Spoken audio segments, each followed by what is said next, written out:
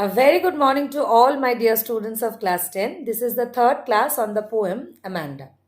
In the previous two classes, I have given an introduction to the poem. I have explained each and every stanza and I have discussed with you all the rhyming scheme, the literary devices that are used in the poem. So now I will discuss with you all the questions, the NCERT questions that are given at the back of the poem. Okay. So the first question is, how old do you think Amanda is? How do you know this? So Amanda, how old do you think, students, she is? She's a very young girl. Maybe she is a girl of 9, 10, 11, 12, like that, because she is at such a tender age in which her parents, one of her parents, is constantly trying to amend her behavior. How do we know this? Because she is so young that her parents are constantly trying to amend her nature, behavior, trying to teach her how to behave, how to see it, what to do, what not to do. So it is very much evident from the nagging nature of her mother, most probably mother or one of her parents, that she is very young. Okay. Who do you think is speaking to her? So who do you think is speaking to her, students? Whose nature is that to constantly nag at the, constantly being very much nagging towards the child? Who is that? It's most probably her mother or one of her parents. Okay. Why are stanzas 2, 4 and 6 given in parenthesis? Parenthesis means stanza 2, 4 and 6. These three stanzas are given within inverted commas. Okay. So this is called parenthesis. This is called parenthesis. So why they are given in parenthesis? So these three stanzas are giving us, are showing us that how Amanda finds her escape in her fictitious, not fictitious, in her fanciful imaginary world. So for that, these are constantly, these are clearly telling us how Amanda finds her escape from reality. So for these are the versions of Amanda's imagination. For that, they are given within brackets, or they are given within in parentheses. Who is the speaker in stanza 2, 4 and 6? Very much clear. So in stanza 2, 4 and 6, Amanda herself is the speaker. Do you think this speaker is listening to the speaker in stanzas 1, 3, 5 and 7? What do you think? What do you think? Just try to connect it with in your own life scenario, in your life scenario. So when your parents are very much angry and scolding you, do you pay much heed to them, or you just try to escape the situation, or you just try to calm yourself down? What do you do? So Amanda is present there. Her mother, these are the things that her mother says. Common things or common words uttered by her mother every time. And every time Amanda finds her escape in different worlds. Sometimes as a mermaid, sometimes as an orphan, sometimes she finds herself to be Rapunzel, who is not disturbed at all by anybody. So Amanda is not at all paying heed to what her parents, either of the parents is saying. So Amanda is not paying heed. Instead, she is finding her own refuge. She is finding her escape in the fanciful imaginary world. Okay. So next is, what could Amanda do if she were a mermaid? What could Amanda do if she were a mermaid? So Amanda thinks herself to be a mermaid in the emerald sea. That means the sea is in the color of emerald. So she thinks of drifting alone in the emerald sea, where she is the sole, single, only inhabitant. No one is there to disturb her from what she wants to do.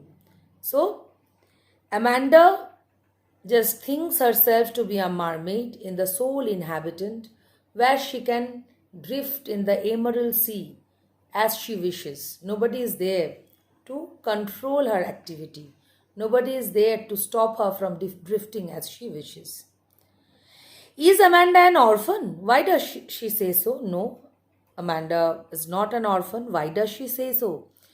Amanda wants to be an orphan whose activities are not being looked after by the parents. She wants to move her the barefoot in the dust of the street and make her own pattern on this dust so that nobody can see, pay any attention to her, so that she can do whatever she feels like. She wants to have the freedom like any orphan who is behaving as their wish, as they wish in the under the freeze under the freedom of her own, so that nobody disturbs her, so that she is free and whatever she feels to do, thinks of doing, she can do. Okay, so why does she think herself to be an orphan? So this is the reason. She wants the freedom. She wants the complete freedom to live herself on her own ways. She wants to do whatever she feels like. Maybe it's the dirty floor, whatever be that. Do you know the story of Rapunzel? Why does she want to be Rapunzel? So the story of Rapunzel is something which you all know. That Rapunzel was kept in a tower in the woods in the forest, and nobody was allowed to visit her. One Prince Charming came and just rescued her from there by climbing her hair, which was very beautiful and long. So these are the stories of Rapunzel. You know, I will tell you to Google the story of Rapunzel. You must have seen it in the cartoons also in TV, or you have read the fairy tales book from library, whatever be that. You know the story of Rapunzel. Go through it again. So, do you know the story of Rapunzel? Yes, I know that all of you know the story of Rapunzel. And why does she want to be Rapunzel? She is very much particular that she wants the life of Rapunzel because she wants a secluded life where nobody will come and disturb her at all. But she mentioned that she does not want to be, it's the line is, I will certainly never let down my hair. So she wants the secluded life, the freedom that Rapunzel was enjoying alone in that deserted tower. Nobody is there to disturb her. Okay, so she wants that freedom. She wants to be secluded there. She wants to stay there alone. But she does not want to be let down by her hair by a prince. That she does not want. She wants the tranquility, the solace of mind that Rapunzel used to enjoy on the top of the tower alone.